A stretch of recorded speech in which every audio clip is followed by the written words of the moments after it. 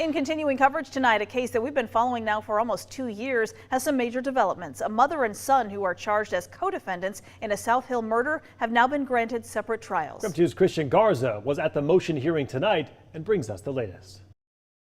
Both mother and son, Danae and Caleb Hewlings, are charged as co-defendants for the 2023 murder of Alvin Gallegos. Now, their defense is asking for a severance to ensure that both of them get a fair trial.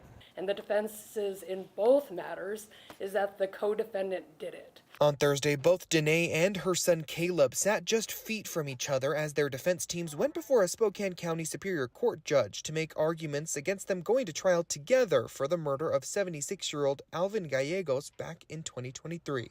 According to court documents, Gallegos was found in his South Hill apartment in April of 2023 with multiple stab wounds to his neck and head. Police initially ruled the case as a homicide before the medical examiner pointed out that while the wounds could be self-inflicted, that they were in odd locations. That, along with possible defense wounds, caused the ruling to change from a suicide to a homicide. Court documents show that close to a week later, Danae called to report that she saw Caleb kill Gallegos, who allegedly sexually assaulted her son when he was 16. However, Caleb's defense counters by saying Caleb says his mother is the one who carried out the murder.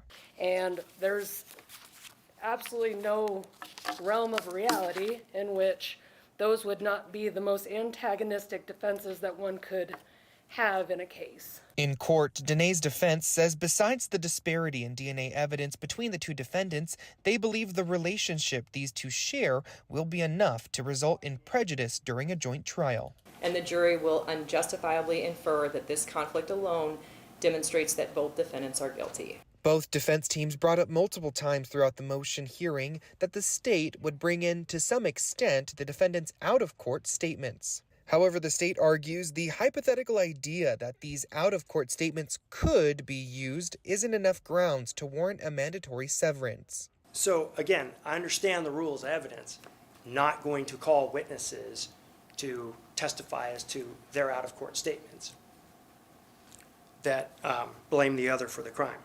After both sides pled their case, Superior Court Judge Jacqueline High-Edward ruled that both defendants should have separate trials due to antagonistic and mutually exclusive defenses. Caleb's trial is set to start on May 5th, and Danae's is set to start on May 19th. Christian Garza, KREM 2 News.